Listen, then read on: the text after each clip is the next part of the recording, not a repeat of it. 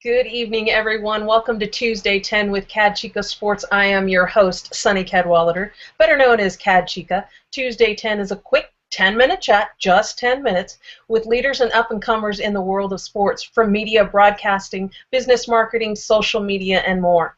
Tonight, my guest comes to us from the world of internet and social media marketing with a sports twist tonight.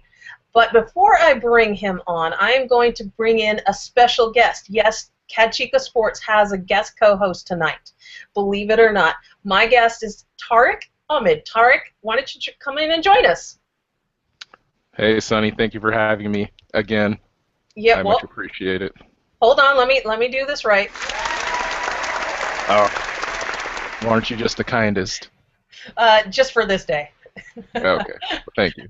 Why don't you tell everybody a little bit about yourself?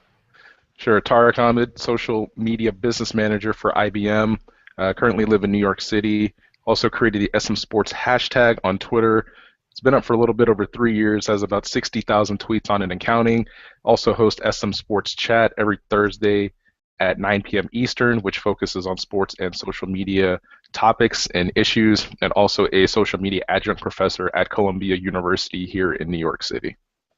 So he is the smart one here tonight, as is my guest. I am just the host and facilitating everything tonight. But we're going to have a good time. We're not talking about WWE tonight, Tariq. It's okay. Maybe next time. There we go. We will be doing a show about that as well, too. But before we go any further, let me bring in my guest. He comes to us from Phoenix, Arizona, which is my old stomping grounds. Everyone, please welcome in my guest, Clair Wyant. Hi, Clair. Hi, how are you doing today? Doing good? Thanks, Claire. We had to bring in the applause yet again, just for you. Thank you very much. How is everything going down in Arizona, my home? It's good, but it's summer's here, so it's getting pretty hot out here already. But it's a dry heat, right? It is. It's a very dry heat. Don't have to worry much about the humidity. That's definitely a good part. Well, why don't you tell everybody just a little bit about your background? Sure. Well, I've been active off and on in following anything in digital media since the internet became how we know it right now. Back in the mid-90s, I had my own website, which I had updated off and on. Of course, as time goes on and so forth, I gained some other interests and so forth. But about 5 years ago, though, I kind of caught the social media bug by participating when I joined Facebook and Twitter, participating in tweet-ups and so forth, and just learned a lot about social then. And then I came back to Arizona, because I was living in the Boston area at the time, about 2.5 years ago, and thought it was a good time to do a career change. So I'm involved in internet marketing here in the Phoenix area. I've been involved in it for a few years now, and I greatly enjoy it, and looking forward to providing some insight today.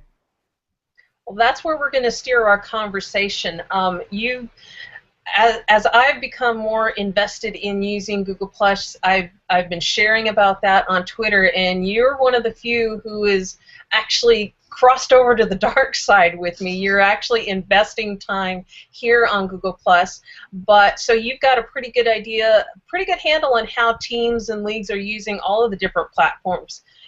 Not to say that this is Google+, but is there one platform or platforms that teams, leagues, or athletes are not using effectively or could use better? Well, I would actually throw in Google Plus in with that, simply because most of the content, to be honest with you, here is the same content I'm seeing, especially on Facebook, and also a little bit on Twitter and so forth. There's plenty of content out there, but obviously, just like with any type of organization, obviously you have to look at internal resources and so forth. But if resources are there to go ahead and produce some more content, put that on Google Plus, because personally, I'm connected up with the team on Facebook. I'm connected with them on Twitter. I'm on Instagram and so forth. Yes. I'm not getting anything new whatsoever off of the Google Plus platform. Plus, you do have the Hangout feature, which could be used greatly for possible interactions or conferences such as this with players or general managers or even like legends, for instance, and front office people. That's a good point. Tariq, I know you had a question for Claire. Why don't you bring up that question now? Sure, Claire. So this question gets asked a lot in the sports social media realm and in the social media realm in general, the vaunted ROI question, so return on investment. So kind of a two-part question for you. One, should teams really look into ROI as a monetary value?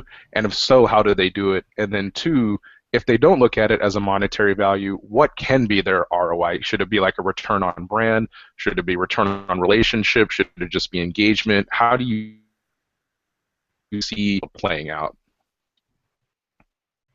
Well, that would really depend on what the team is, what the league is, and what type of fan base that they have and so forth. If you already have an invested fan base that's going to be going to all your games, regardless of wins or losses, then it's more of you're trying to reconnect with your respective fan base and give them another access point to the team, like show behind the scenes footage to give more information on what's going on with the team. Keep in mind too, all these organizations, they give the media a lot of this type of info.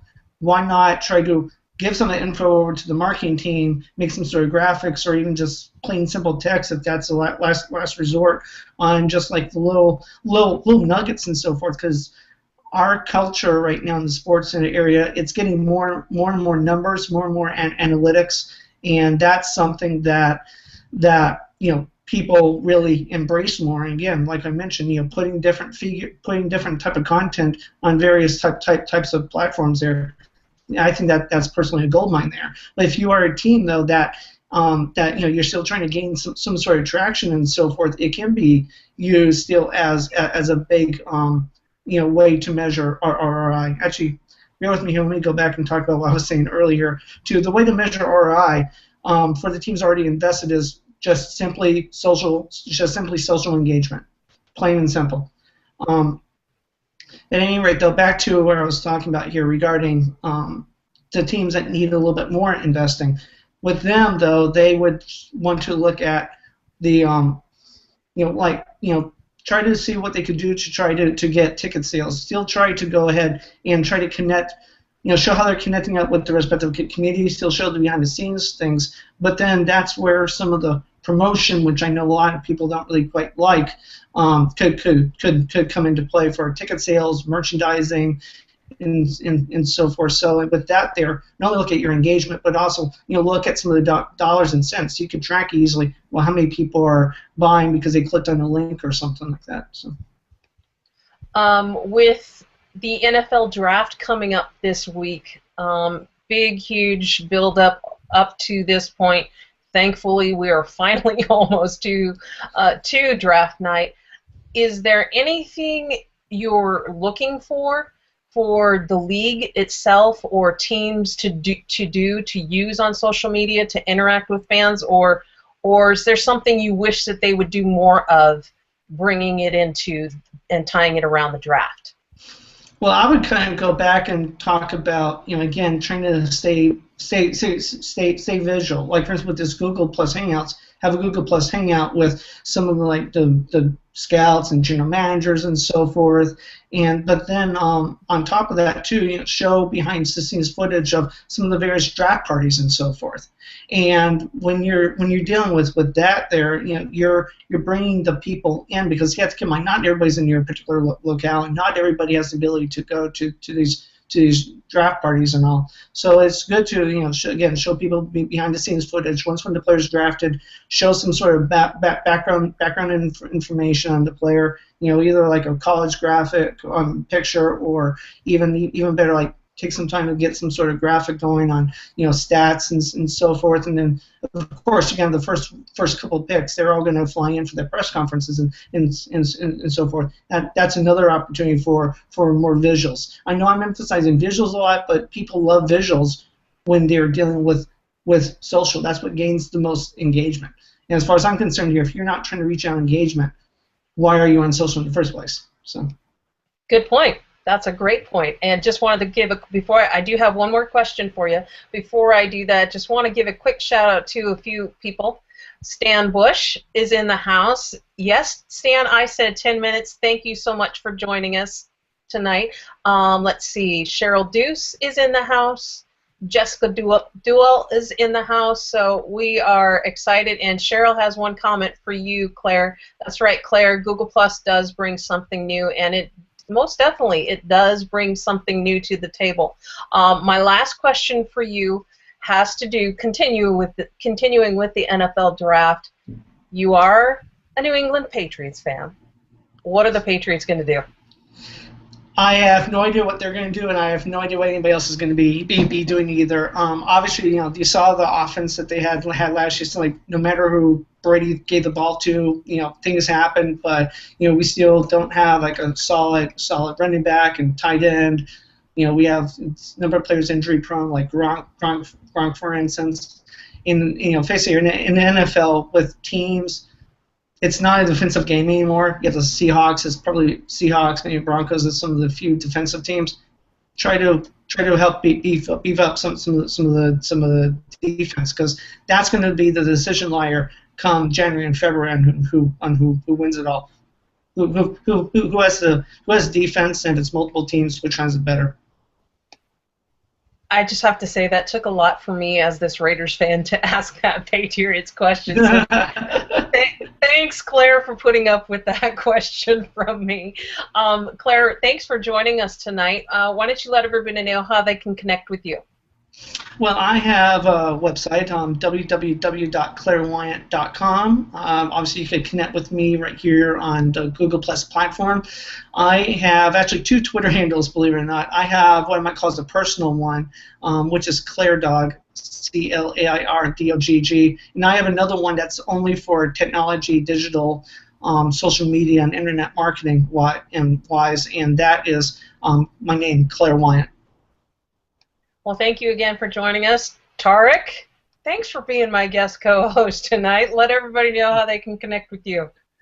Sure. You can connect with me on Twitter at Tariq_Ahmad, TARIQ_AHMAD. You can also connect with me here on Google Plus and LinkedIn with the username Tariq Ahmad1 with the number 1 on the end.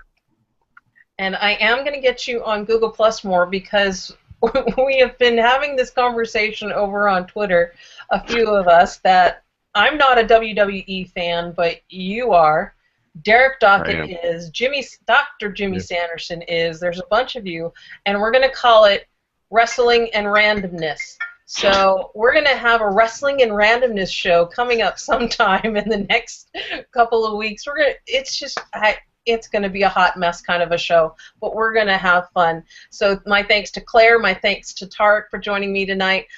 Be sure to connect with me. If you have not circled me here on Google+, please do so. You'll be able to keep track of when my next show is, which happens to be tomorrow night. It is the First and 60 show with an audible called the First and 30 Show. Me and my partner, Russell S. Baxter, will be holding a 30-minute NFL draft talk with 3 NFL experts. It's going to be jam-packed, full of information, helping you get ready for the NFL draft on Thursday night. Please also check out my website, CadChicaSports.com, where my latest post documents the partnership between Google and the NFL Players Association. 20 future NFL players will be hosting Google Plus Hangouts right here on Thursday, Friday, and Saturday. So it's going to be an exciting time. It's a new thing here on Google Plus, and I think it's going to be the beginning of sports coming over here to the Plus. So thank you, everyone. Tune in next Tuesday when my guest will be author and sports writer and radio host Russ Cohen, because it's the kind of talk coming your way next on the next Tuesday 10 show. Thanks, everyone.